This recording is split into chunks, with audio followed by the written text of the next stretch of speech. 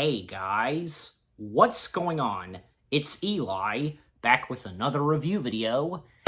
And yes, you read the title, the second Doctor Who anniversary special that I'm reviewing. And of course, in celebration of Doctor Who's 60th anniversary, and seeing as how that the first Doctor Who 60th anniversary special will be on its way very soon. Yep, that's right guys, finally, I am reviewing the 50th anniversary special of Doctor Who, which being The Day of the Doctor. Yes, The Day of the Doctor. Oh boy, because I remember I, of course, was there, and when Doctor Who was celebrating its 50th anniversary, boy, 2023 was a big year for Doctor Who. Especially since, with, the continuing adventures of Matt Smith and with his new companion, Clara Oswald, and some pretty awesome episodes and adventures they went on. And starting with, the first Christmas special, which actually no, because that was part of Season 7, the last episode of Season 7, technically, The Name of the Doctor.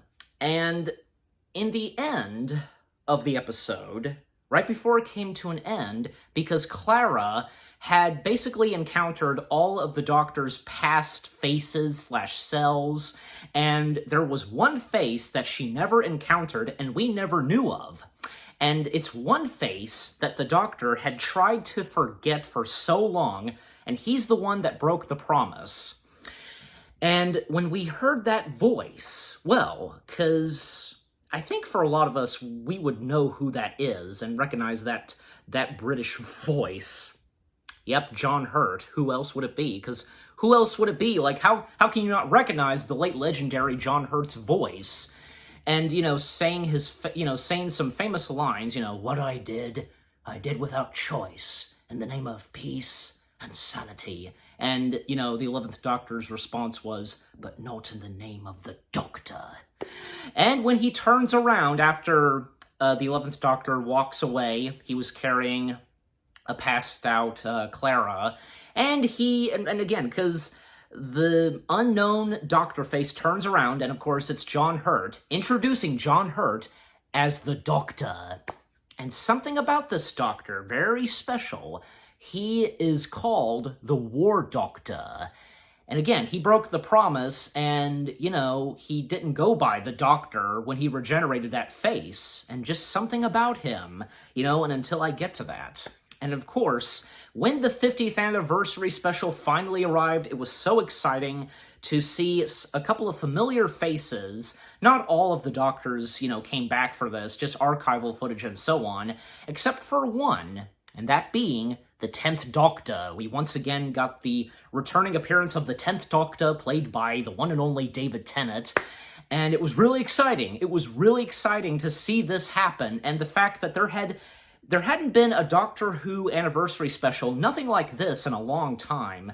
I think especially since, after the 5 Doctors, and there was also Dimensions in Time, which I had just did a review on, if you want to go check that out, and that was in 1993, and really, no, special anniversary special for Doctor Who in 2003. I guess kind of. I mean, I really don't know that much, because from what I saw, and as I established this in my last review, from what I saw, it was mostly I want to say a documentary, of Doctor Who for its 40th anniversary special. So yeah, that's all I could find, and that's the best I can describe. But of course, in 2013, yeah, because even when Doctor Who came back in 2005, I'm pretty sure that everybody at that time were just so excited to wonder what the anniversary special could be in the next upcoming years, in 2013. They'd have to wait another decade for its 50th anniversary special to happen. And sure enough, when it happened, and, the 11th Doctor was our current Doctor, Yeah, because of course it didn't disappoint. I remember because like when the trailers came out, there were a couple of other specials that came out, like a prequel to The Day of the Doctor, where Paul McGann reprised his role as the Eighth Doctor, and that's when the Eighth Doctor, regenerated to the Ninth Doctor technically, but again, he went by the War Doctor.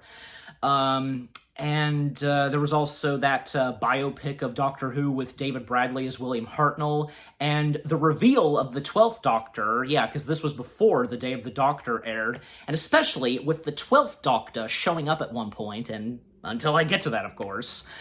And of course, finally, when The Day of the Doctor came out, in November of 2023, and the first time that it aired, I remember, because, me and my family, we watched it. The first time that it aired on BBC, no commercials, because, the first time that it aired, there was no commercials, but when it aired the second time, yeah, it was with commercials. Yeah, so...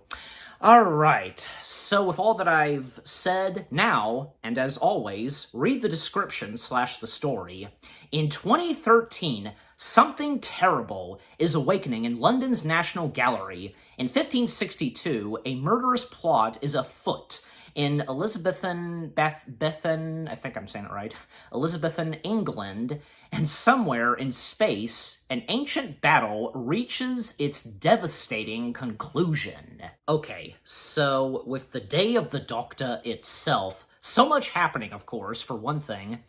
Yeah, I love that in the opening, because, we get the old / classic Doctor Who intro in black and white, and then we get a bit of black and white as we see a shadow of a policeman walking, and then it, slowly but translates into color. Oh, that was pretty good. And of course we get, Clara Oswald, the Doctor's current companion at the time, of course played by Jenna Coleman, and, she is a teacher at a school, and she receives, a letter from the 11th Doctor, and her riding her motorcycle and, driving into the TARDIS, and then, sure enough, a helicopter then picks up and carries the TARDIS to where it's supposed to go, to meet up with Kate Stewart. And yeah, the Brigadier's daughter, who of course is the head of the unit. And of course, yeah, Kate Stewart played by Gemma Redgrave. I think I am, saying her last name right. And also we have Osgood, who, yeah, she wears a scarf, and being played by Ingrid Oliver. Yeah. And, basically, summoning the Doctor's presence, and, yeah, because, the Doctor's called in, because there's some controversy over, the work's name. It is either named No More or Gallifrey Falls, and it's a painting. It is a slice of frozen time, a form of Time Lord art, and of course the Doctor, it just triggers him, and of course he remembers that day, because of course he was there, but not as that face. He was the one face that he tried his best to forget, and he did not go by the Doctor, and that, of course, being the War Doctor, played by the late legendary John Hurt. And, of course, yeah, throughout this, and with the War Doctor saying, "No more." It's so epic. And, of course, we do see the Time War, the greatest war in, history in the galaxy, seeing the Time Lords against the Daleks. And, fun fact, because it's confirmed that the Sontarans, they wanted to participate and join in this war, but they weren't allowed. So it was just, the Time Lords and the Daleks. Besides, what side would have the Sontarans been on? I'd probably neither, because, I don't know, I mean, usually, because you don't see, any of, the Doctor's enemies, from the Daleks and Sontarans teaming up, so... But with some occasions where, I guess, the whole thing of the Pandorica, and in the time of the Doctor, everybody, every alien that encountered the Doctor, and that's his enemy, they heard this message, and they didn't understand it, so, yeah, something like that, some exceptions right there. At one point in the Time War, because the War Doctor asks a soldier, soldier, I'm going to need to borrow your gun, and basically shooting on a wall, writing the words "no more," and the Daleks, they detect that the Doctor is present, but of course the Doctor in his TARDIS, crashes through another wall, on another side of the wall, and basically damaging and destroying the Daleks, and, one Dalek, is saying, "Alert, the Doctor is escaping! What are these words? Explain." Yeah, I mean, how does the Dalek not understand those words? Some Daleks, they don't understand much, I guess you could say. Because again, the Doctor is visibly disturbed by the painting, and, he shares Clara his dark secret. And then, with the War Doctor, he strides across a desolate desert, a burlap sack over his shoulder, and he basically stole a complicated box from Gallifrey, a very, dangerous weapon. And he, it's, covered in gears, and while he puzzles over it, how to open it, because out of nowhere, we see an entity who has taken the form of Rose Tyler. And once again, we've got Billie Piper, yes. Even though technically it's not supposed to be Rose Tyler. However, as the entity addresses to the War Doctor, in this form, I go by Bad Wolf, and we see a little bit of glowing in her eyes, Bad Wolf and Doctor Who, if you all know, just oh. And it's pretty funny because the entity's saying, "Are you afraid of the big bad wolf, Doctor?" And so, throughout this, and the War Doctor is the only one that can see Bad Wolf as this entity goes by. Again, taking the form of Rose Tyler and being called Bad Wolf. Even the War Doctor at one point, calls her Bad Wolf Girl. Yeah. Basically talking, she's talking, begins questioning the Doctor as to his motives and rationalizations. I think I just about got it right there. Also, interface of, she guides the Doctor to realize that she is the interface of the moment. She can hear the Doctor's thoughts and has chosen the form of Rose Tyler and so on. Then, back at the art museum, and with the painting, No More, Gallifrey Falls, Kate explains to the Doctor that Elizabeth left the painting to prove that the orders do come from her. The Doctor breaks the seal and reads her words. "My dearest love, I hope the painting known as Gallifrey Falls will serve as proof that it is your Elizabeth that writes to you now. You will recall that you pledged yourself to the safety of my kingdom. In that capacity, I have opted you curator of the under gallery where deadly danger to England is locked away. Should any disturbance occur within its walls, it is my wish that you should be summoned. Godspeed, gentle husband."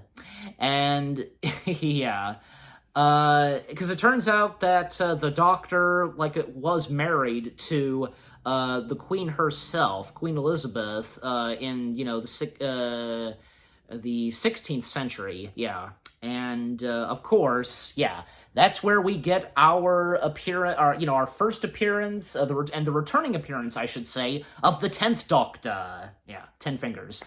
Of course, once again, played by the one and only David Tennant, because, yeah, at this point, the 10th Doctor is running away from not dying and so on. This takes place, obviously, sometime after Water Mars and before End of Time, where, yeah, eventually the 10th Doctor did regenerate. So he's basically been running away, and at one point he's in the 16th century with Queen Elizabeth. And, Elizabeth I, and Elizabeth I being played by Joanna Page. And the 10th Doctor starts to suspect that maybe it's not the Elizabeth, asking her to marry him, and, he's like, gotcha! One, the real Elizabeth would not have accepted my marriage proposal.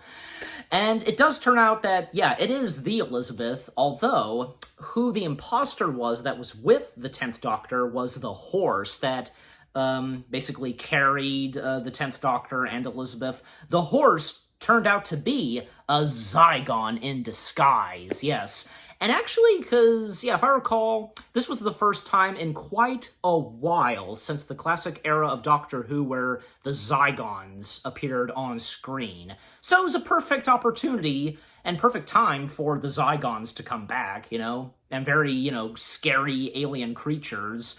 So the Zygons being another enemy of the Doctor that's in the Day of the Doctor, aside from the Daleks.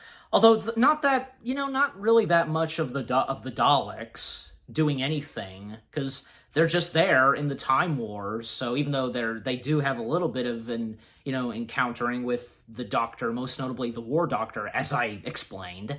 But yeah, mostly it's the Zygons. So yeah. Like the 10th Doctor, chasing after the Zygon, trying to find the Zygon, and then he stumbles upon a rabbit, and thinking that it's the Zygon, and telling him, I'm a Time Lord, I'm from the planet Gallifrey, and you're probably just a plain ordinary rabbit. And then, we then see two Elizabeths, and obviously one of them being the Zygon in disguise, but how can the Doctor tell which one's which, and who's the real Elizabeth, and who's the imposter? And then, a portal opens, the best way to put it, and actually, because it did appear early with the War Doctor interacting with the Bad Wolf Girl, because, the portal opened, and I think, because it was right there where a Fez came in. Well, when the portal opened where the 10th Doctor was, a Fez showed up as well, and that's because we see a little bit early that while they're roaming around the museum, the 11th Doctor stumbles upon a Fez, and especially the 11th Doctor, how much he loves wearing Fezes. So he takes it out of, the protected glass, because, for it being in a museum, puts it on, and then, when it comes up to, the portal, well, and the 11th Doctor, he starts but to slowly, surely remember things that happened, and, well, of course, he was there when he was the War Doctor, and when he was the 10th Doctor. So, yeah. So he throws the Fez, and then, he knows what he has to do, because he knows that he is about to encounter himself, and thus he jumps into the portal, and thus the 11th Doctor and the 10th Doctor come face to face.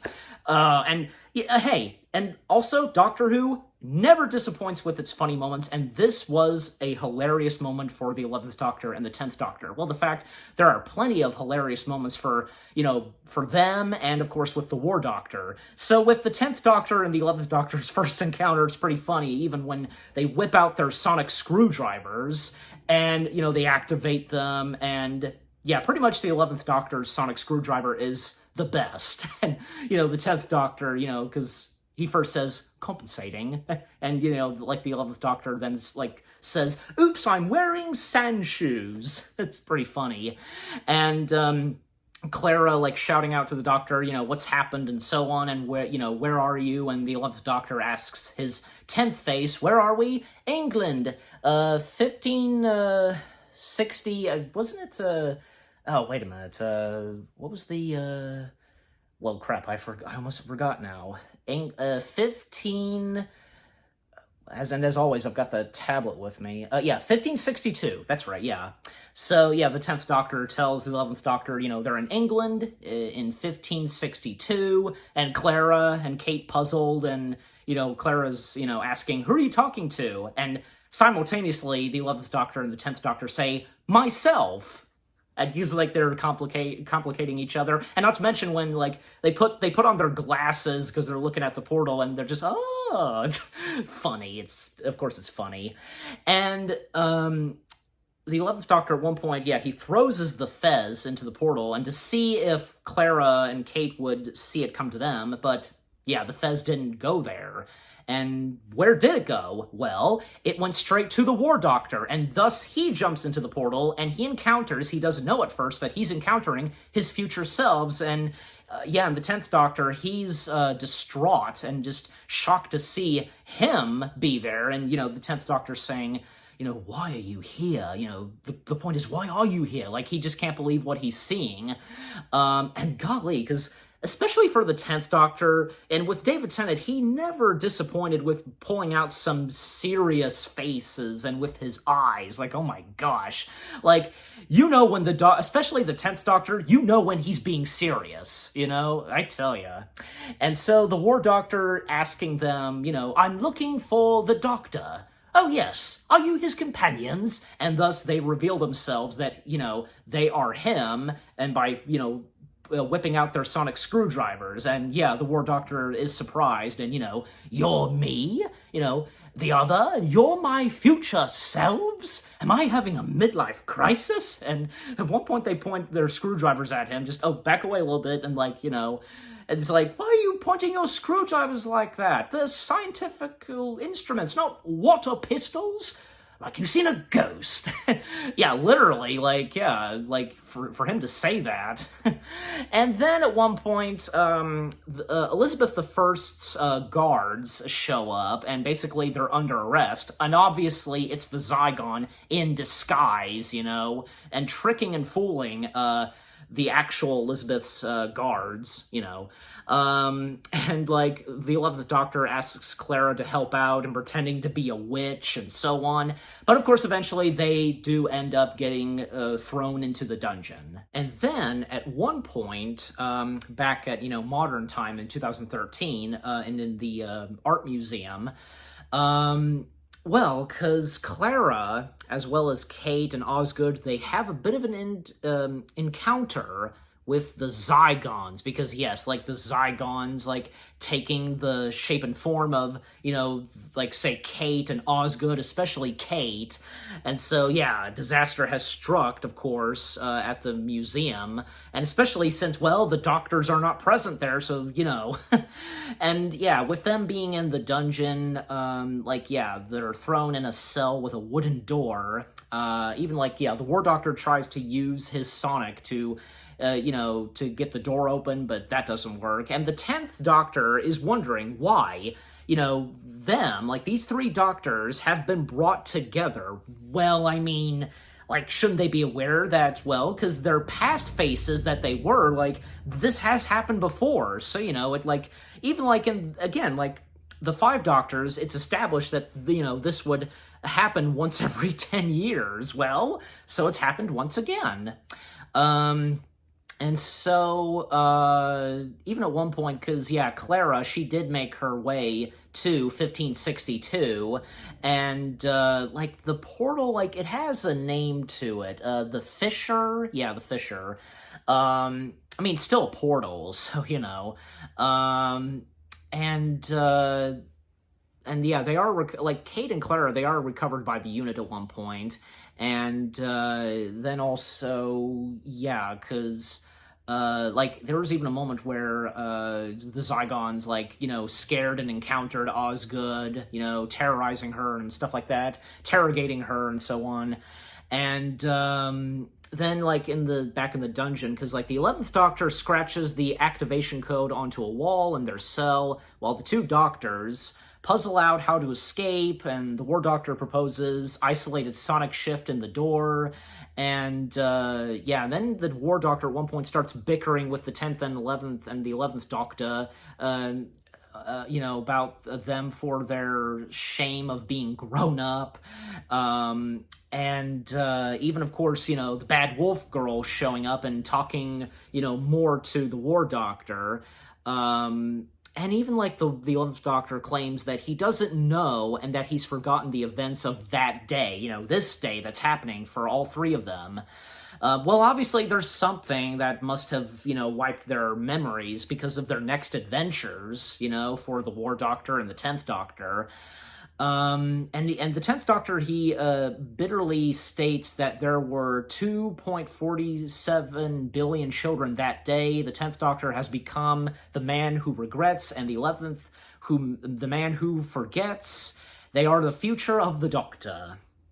And the moment reminds the War Doctor that his sonic screwdriver, at the basic level, is the same software, different face. They realize that if the War Doctor scans the door and implants it as a permanent subroutine in the screwdriver, and then at one point, Clara does show up, because again, yeah, she went her way through the fissure, and yeah, she pushes the door, which...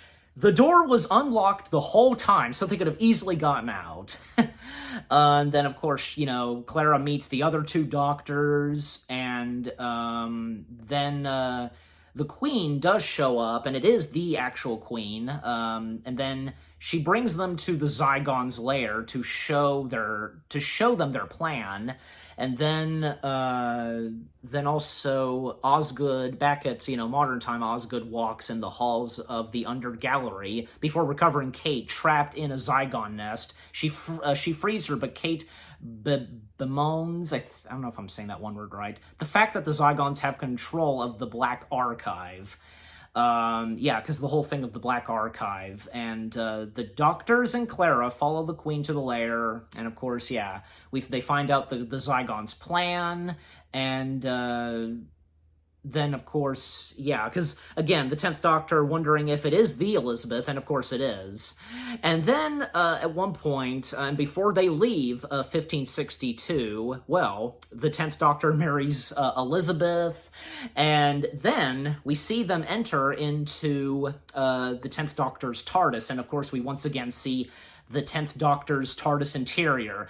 If I haven't established this before, the interior for the 10th Doctor, his TARDIS, is my all-time favorite TARDIS interior. I'm just saying, like, I like the others, don't get me wrong, but I'm just saying, it's my number one favorite, okay? So, you know, no problem to that. And besides, it was also funny that the 10th Doctor said to Elizabeth that he'll be back, but... no, he won't. You know the Doctor, of course. And you know what? Especially how in one episode of season 3, yeah, because where the 10th Doctor had a, you know, encountering with Queen Elizabeth, and even, you know, an older Queen Elizabeth recognizes the 10th Doctor, so a nice tie-in, like... And that's another thing, because, you know, the people at BBC and those who work on Doctor Who, they easily are very careful. They do their very best to be careful on to stay true to Doctor Who and to go back and look at everything Doctor Who and so on, so nothing's screwed up and it's all true to canon and so on. You get my point. So yeah. They enter in the 10th Doctor's TARDIS, and it was pretty cool that the 11th Doctor said, you know, well, Back to the Future. I'm not really sure, like, if that's supposed to be a direct reference to Back to the Future, but, you know, I mean, besides, Doctor Who has sometimes made references to, say, Back to the Future, or, say, Bill and Ted, and Star Trek, I think maybe Star Wars, you know, so. And then, like, then they go from the 10th Doctor's TARDIS to the War Doctor's TARDIS and to the 11th Doctor's TARDIS. And it's pretty funny, because in the War Doctor's TARDIS, the interior of that, and the 11th Doctor pointing out to the 10th Doctor, look, it's the round things. I love the round things, as the 10th Doctor says, and then the 11th Doctor asks, what are the round things? No idea. And when it comes to the 11th Doctor's TARDIS and his interior, and the 10th Doctor saying, oh, you've redecorated. I don't like it. And the 11th Doctor's like, oh, you never do. And just the 10th Doctor has, you know, a frowny face, you know, big baby. And that's when all three Doctors, they set sail for the Black Archive, yeah. Kate, Osgood, and McGallop, I think I'm saying that right, yeah, confront their doppelgangers, yeah, because, you know, the Zygons taking their form in the Black Archive. She threatens to detonate a nuclear warhead in order to protect the planet, obviously Earth, and Voice activates it. The Doctor's voice crackles on, begging Kate not to detonate it, He tries to land, but the Tower of London is TARDIS-proof. However, they figure out a way to get in. The Doctor calls McGallop in the past and instructs him to bring the painting to the Black Archive, of course that being no more, Gallifrey Falls. And so the two Kates fight over the detonation, both needing to agree in order to stop the detonation. Osgood begs the Doctor to save them again, and the Doctors and Clara force their way out of the painting, having frozen themselves in it earlier. The three Doctors hand the Kates an ultimatum, I think, I'm saying that right. They trigger the memory modifiers to confuse everybody. But of course, the Doctors once again save the day, stopping the Zygons. And then there's a moment between Clara and the War Doctor. She figured out that he hasn't used the moment yet, explaining that her doctor always talked about the day he wiped out the Time Lords. And she says that he would do anything to take back, but the War Doctor remains convinced that his actions will save billions of lives in the future. The moment has come. And then at one point, all three Doctors and Clara, they're back at where the War Doctor was, that barn, and the Doctors stand in front of the moment, a big red button to push. The interface questions him once more, of course that being the Bad Wolf Girl, who's trying to convince him of his goodness. He doesn't believe he is worthy of the name Doctor, losing all hope for himself and his people, and the interface reminds him of his hope as his future selves step out of their TARDISes. And by the way, because for all three of the Doctors, they're how the TARDISes look on the outside, the police boxes, very nicely done. I mean, that's the thing. Like, not only do the interiors of the inside of the TARDIS change, but so does the police boxes. Like, a different paint job, still blue and still looking like a police box, but still there's gonna be some slight changes to the outside of the police boxes. You know exactly what I'm talking about.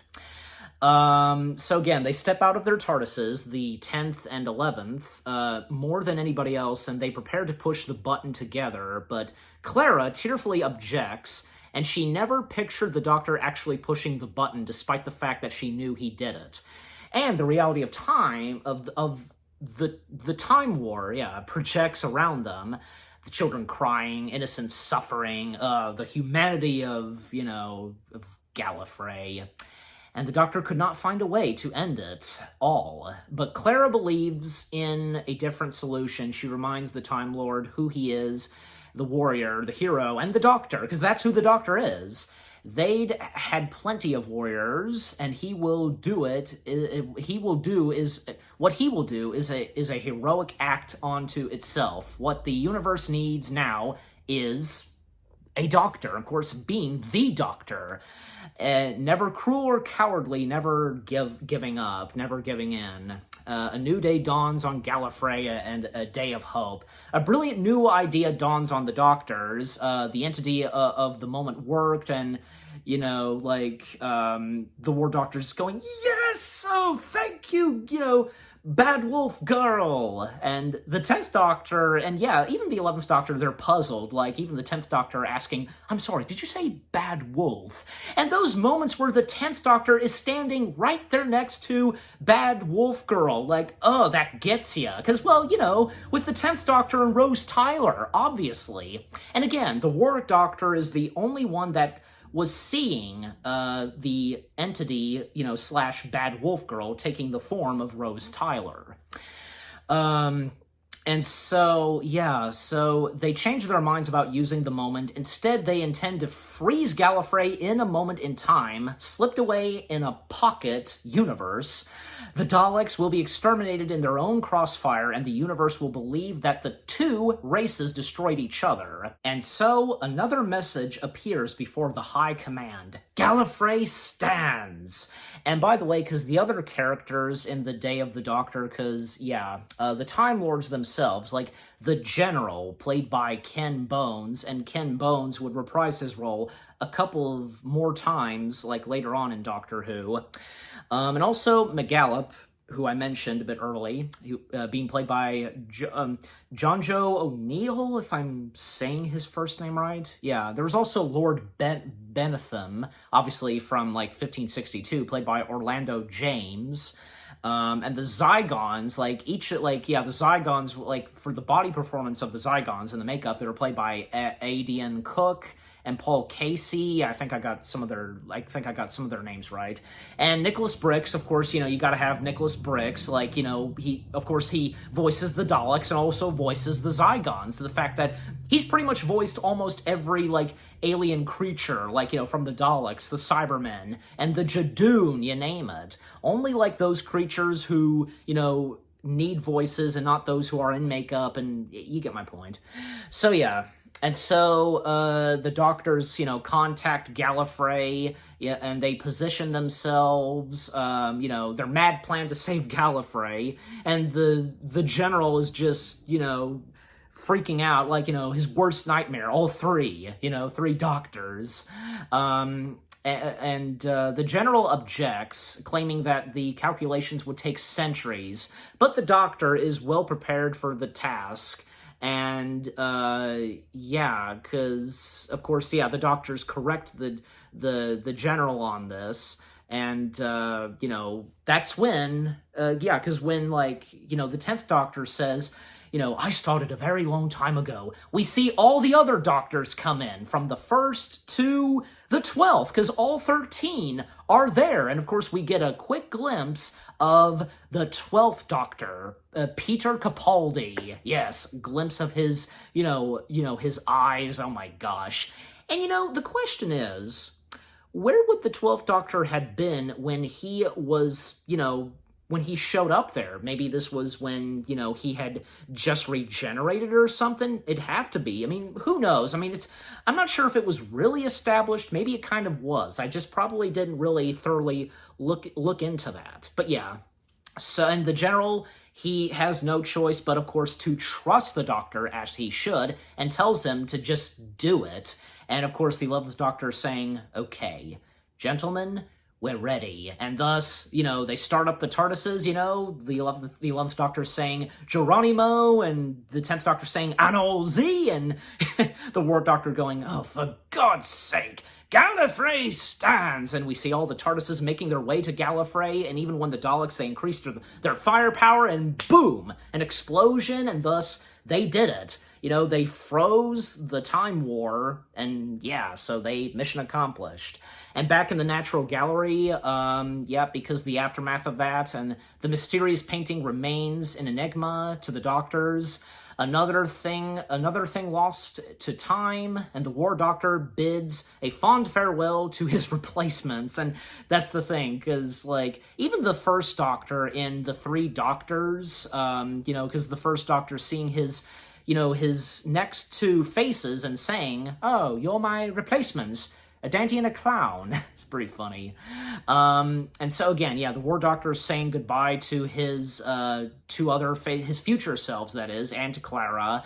And when his TARDIS starts to, vanish, like disappear, fade away, that's when the War Doctor begins to regenerate. And thus, we see him regenerate, and it was pretty cool what they were able to do, like, kind of, like, put in a bit of Christopher Eccleston in there, And fun fact, because, I meant to bring this up, before the War Doctor, Christopher Eccleston was in consideration to appear and reprise his role as the 9th Doctor in The Day of the Doctor. And you know what? Christopher Eccleston was this close to reprising his role, and we would have seen him on screen once again as the 9th Doctor.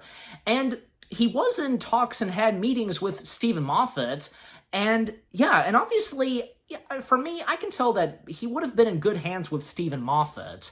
But unfortunately, due to scheduling conflicts, Christopher Eccleston was not able to be in The Day of the Doctor, and thus, the War Doctor was created. Yes. And because another thing about the War Doctor is that, it was a nice twist for Doctor Who, because who says that Doctor Who can't have twists, because we find out that the Doctor had a previous face that we never knew about, which being the War Doctor. Well, the fact that there was also the Fugitive Doctor, boy, like, the Fugitive Doctor being a complete mystery, and even, for me saying that. And, well, as of now, the Doctor had regenerated to an old face that the Doctor had, which being David Tennant. So the 14th Doctor. So yeah. So after the War Doctor leaves, and of course he regenerated to the 9th Doctor, then of course, the 10th Doctor, he too says goodbye, and and thus, the 10th Doctor at first the 10th Doctor questions his successor as to where they're going. He relents and reveals that they are destined to die on Trenzalore in battle. He tells himself that the future is in good hands, and with a smile, he starts to step into his TARDIS before expressing his desire to change their final destination. And, telling him that, better get a new destination. And the last lines that the 10th Doctor says is, better get a new destination because I don't want to go. And he had to say it. He had to say it. Like, oh my gosh. And just, like, ripping our hearts out. Ripping the Whovians' hearts out. You know what I'm saying? Oh my gosh. And thus, the 10th Doctor, he disembarks. And then at one point, Clara goes into the TARDIS, and the 11th Doctor just sitting there by himself looking at the painting and thinking to himself that that if he were to retire, he would like to be the curator of the National Gallery. Saying to himself, I can retire and be the curator of this place. And then you hear a voice saying, I think you really might. And yeah, and who else would that voice be? Like, I think for a lot of us, we know who it is. And I remember when my family and we watched this, and when we heard that voice, my mom, she just gasped. Like, she knew. We all knew. And who else would the curator be than the one and only Tom Baker? Yes, Tom Baker's the curator, and supposedly the Doctor.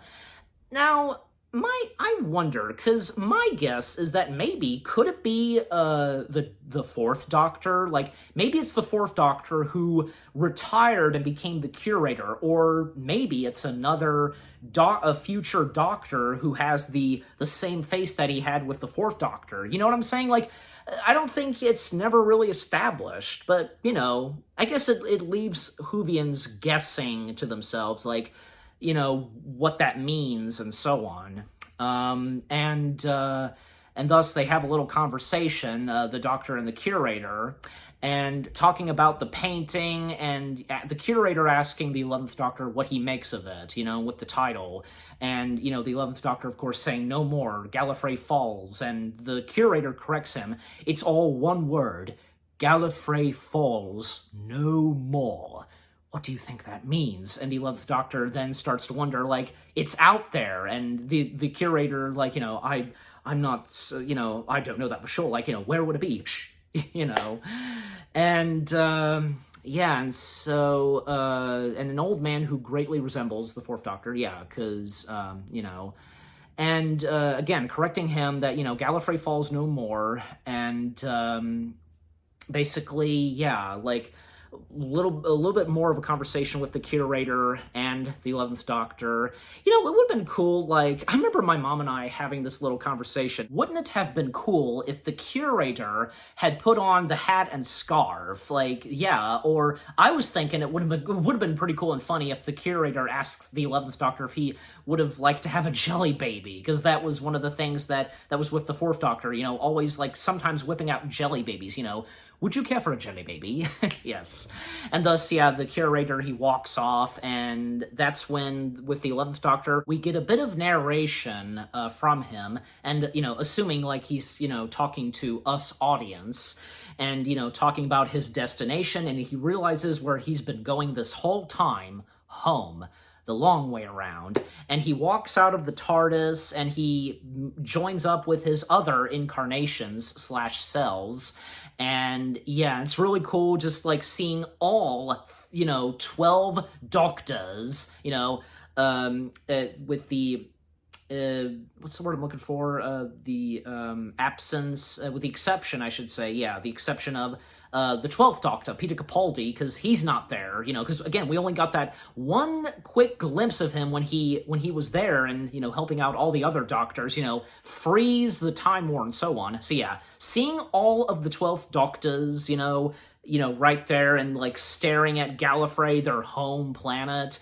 And it was a really cool shot seeing all of them. And, they did a pretty good job, putting the heads of all the actors who have played the Doctors. Not bad. And, the back shot of them, pretty good too. And I've seen the behind the scenes, really cool. And what a great way to end the Day of the Doctor. And I also love that when the credits roll, all of the 12th Doctor faces, show up during the credits, Oh, that was a really good way to end it. And also, I feel like mentioning this, I remember when me and my family, after seeing this on our TV, we then went to see it on the big screen, because if you were there, and if you remember, the Day of the Doctor was screened on the big screen, and yeah, it was a great time seeing it in theaters, and, they had a bit of a special intro, with Strax the Sontaran, and the 11th Doctor and the 10th Doctor showing up. Oh, it was pretty good. And, then, of course, after the Day of the Doctor was finished, there was, a little, special behind the scenes, and with Colin Baker, narrating, and then we see him at the microphone, doing his narration, wishing Doctor Who a happy 50th, and we see, Paul McGann, John Hurt, everybody wishing Doctor Who a happy 50th. And I also remember on TV, promos and such for Doctor Who's 50th anniversary, everybody else wishing Doctor Who a happy 50th. I remember, William Shatner, Chris Hardwick wishing Doctor Who a happy 50th. It was really good. And again, it was a fun experience to see the Day of the Doctor on the big screen. And if any of you experienced it as well, any of you Whovians, the Day of the Doctor. What a fantastic Doctor Who anniversary special this was, and it's definitely one of the best. And again, since there hadn't been a Doctor Who anniversary special like this for a long time, and when Doctor Who, again, made its comeback in 2005, and what would come, for, a Doctor Who anniversary special, and it just didn't disappoint. Everything about it was fantastic. The storyline, and of course, having the Doctors all come together, mostly, the 11th and the 10th Doctor, and, the one face of the Doctor that we didn't know until now, and with, this anniversary special, which being the War Doctor, being played by the late legendary John Hurt. And also, one more fun fact, Robin Williams, yes, the late legendary Robin Williams was offered the role of the War Doctor. Boy, that would have been interesting, to see Robin Williams be the War Doctor. But he didn't, refuse. He just, he passed it on. And when he did see the Day of the Doctor, he was very happy to be watching this, and he enjoyed it. And, Robin Williams, he was a Doctor Who fan, so that was nice to hear. So yeah, and, everything that was going on in the Day of the Doctor and where it was going, and just so many funny moments, emotional moments, and surprising moments, they never disappoint with those three things, funny moments, emotional moments, and surprising and shocking and twisting moments, definitely. And I'm giving the Day of the Doctor 10 out of 10 stars. Yes, of course, 10 out of 10 stars for the Day of the Doctor. And what about you guys? What did you think of the Day of the Doctor itself? The 50th anniversary special of Doctor Who, what was your experience when Doctor Who was celebrating its 50th anniversary and when you saw it on TV? And if any of you got to see this on the big screen as well, just let me know. And what did you think of my review?